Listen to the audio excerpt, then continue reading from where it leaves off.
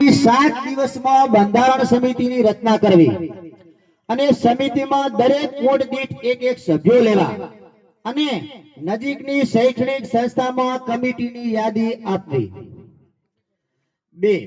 બંધારણનું પાલન ન કરવાના કિસ્સામાં સમિતિના સભ્યો સમજાવટથી કામ લેશે, છતાં પણ જો નિયમનું પાલન કરવામાં ન આવે તો ગામમાં કોઈ પણ કુટુંબીજનો નિયમ ભંગ કરનાર વ્યક્તિના સારા માઠા કે કોઈ પણ પ્રસંગે હાજરી આપી શકશે નહીં અને જો કુટુંબની કોઈ વ્યક્તિ સમિતિની ઉપરવટ થઈ ના પાડવા છતાં પણ જો હાજરી આપશે તો એ વ્યક્તિને પણ બંધારણ ભંગના નિયમ હેઠળ ગુનેગાર ગણી લેવામાં આવશે। અને આ અંગે ત્રણેય પરગણાની કોર કમિટીને એટલે કે સમાજને ગામ લોકોએ જાણ કરવી અને કોર કમિટી આ બાબતે દંડ અથવા જે નિર્ણય લે તે બંધારણ સમિતિ અને જે તે ગામ લોકોને બંધન કરતા રહેશે। હવે આવે છે સામાજિક ન્યાય। સામાજિક ન્યાય માટે પીડિત વ્યક્તિએ પોતાને ઘરે સમાજ બોલાવવા માટે કાગળ ફાડવા બોલાવવા નહીં, તેના બદલે નજીકની વાવ, થરાદ અને ભાભર બોર્ડિંગના પ્રમુખ મંત્રી પાસેથી તારીખ મેળવી કોઈ પણ રવિવારે સવારમાં એક ટાઈમ માટે સમાજ બોલાવવાની રહેશે અને એની અંદર ભોજન પણ સાદું રાખવાનું રહેશે। સમાજ બોલાવવા માટે પીડિત વ્યક્તિએ સમાજના વડીલોને ફોનથી જાણ કરવાની રહેશે। આના માટે અલગથી ગાડીઓ મોકલવામાં આવશે નહીં અને વડીલોએ પોતાના સ્વખર્ચે નજીકની શૈક્ષણિક સંસ્થામાં હાજરી આપવાની રહેશે।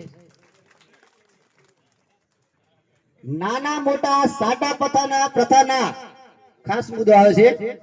નાના અને મોટા, એક સાટું નાનું હોય ને એક મોટું હોય, આવા સગપણના કિસ્સામાં એક દીકરીને એક કે બે સંતાન હોય અને સામેવાળા સાટામાં એ લગ્ન કુંવારું હોય તો લગ્ન કરવાની ના પાડે અને પરણેલું હોય તો આણો કરવાની ના પાડે, તેવા કિસ્સામાં પીડિત વ્યક્તિએ નજીકની સંસ્થામાંથી તારીખ મેળવી કોઈ પણ રવિવારે સમાજ તેડાવવાનો રહેશે।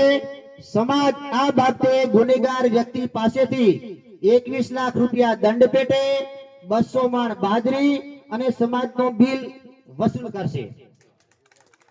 આ દંડની રકમમાંથી સમાજ 25% લેખે રકમ ત્રણેય પરગણાની સંસ્થાઓ માટે સહિયારી રકમ સમાજ જમા રાખશે।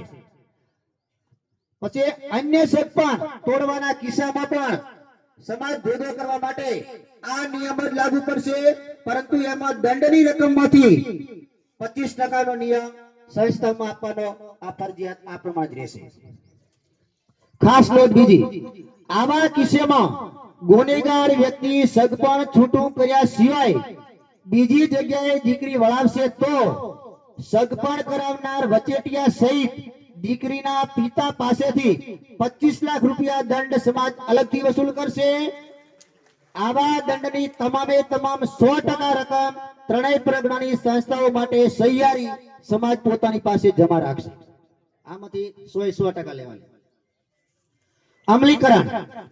પરમ પૂજ્ય બ્રહ્મલીન સંત શ્રી આનંદ પ્રકાશ બાપુની ગુરુ ગાદીની પવિત્ર ભૂમિ એટા મુખોમાંથી રચાયેલું આ નવીન બંધારણ નું અમલીકરણ આજે તારીખ 1/2/2006 થી અમલી બનશે તથા આ બંધારણના સુધારા વધારા કરવા માટે 2 વર્ષ બાદ સમીક્ષા કરવામાં આવશે।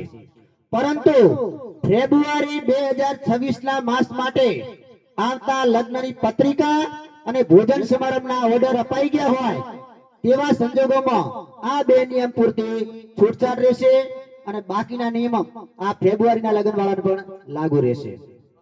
ઉપરોક્ત સમાજ બંધારણના તમામ નિયમો સાથેની પુસ્તિકામાં પરમ પૂજ્ય આનંદ પ્રકાશ બાપુનું જીવન દર્શન, ત્રિકાળ સંધ્યા આવરી લઈ ત્રણેય પ્રજ્ઞાની દરેક ગામની સંસ્થાને આધારે સંખ્યાના આધારે 52, 32 ને 42 એમાં જે સંખ્યા હશે એ પ્રમાણે પુસ્તિકાઓ વિતરણ કરવામાં આવશે।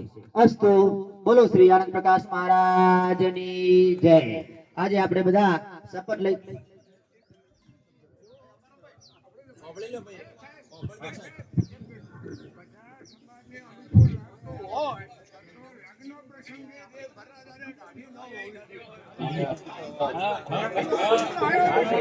આપણા પૂજ્ય શ્યામ સ્વરૂપ બાપુ પણ અહીંયા પધાર્યા છે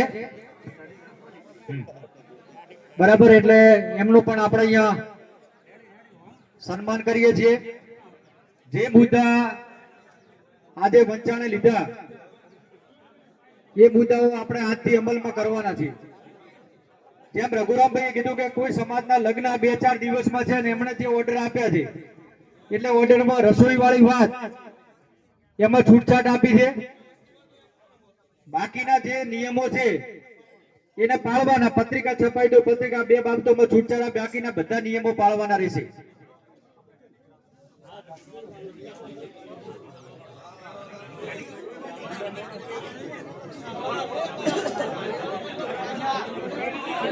વરરાજાને પરણવા જાય ત્યારે અહીંયા સૂચન એ આવ્યું છે કે ભાઈ દાઢી રાખવી નહીં.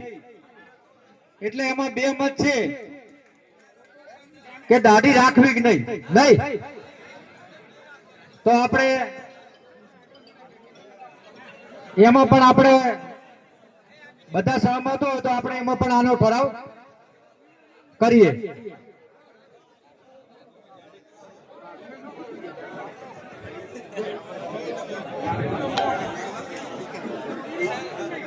એક એવું પણ સૂચન છે ખૂબ જરૂરી છે. આપણે બાપુ અહીંયા આવે છે એટલે વચ્ચે પછી આપણે વાત નહીં કરી શકીએ કે ભાઈ જો લગ્નમાં ડીજે બંધ થતું હોય તો આપણે નાના મોટી રમેલો કરીએ છીએ, એટલે રમેલોમાં પણ ડીજે ના લાવવું આવું સૂચન છે.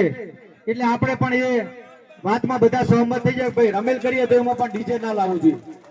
આમ તો ખરેખર રમેલ વાળી વાતમાં આપણે આવવું જ ના જોઈએ, પણ તેમ છતાં કે ભાઈ આ રમેલમાં ડીજે આપણે સદંતર બંધ કરી છે. મુદ્દા લખજો.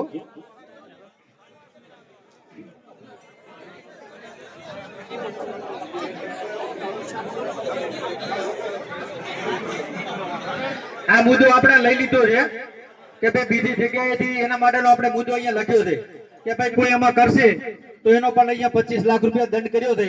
એટલે આ મુદ્દો આપણે આવી ગયો છે, એટલે આ મુદ્દાને આપણે બહાલી આપી દીધી. બોલો શ્યામ સ્વરૂપ બાપુ કી. અહીંયા આપણી વચ્ચે એમની તબિયત સારી નથી, પણ કાલે અમે 4-5 જણા ગયા હતા. મેં કીધું બ્રહ્મ સમાજ ભેગો થયો છે.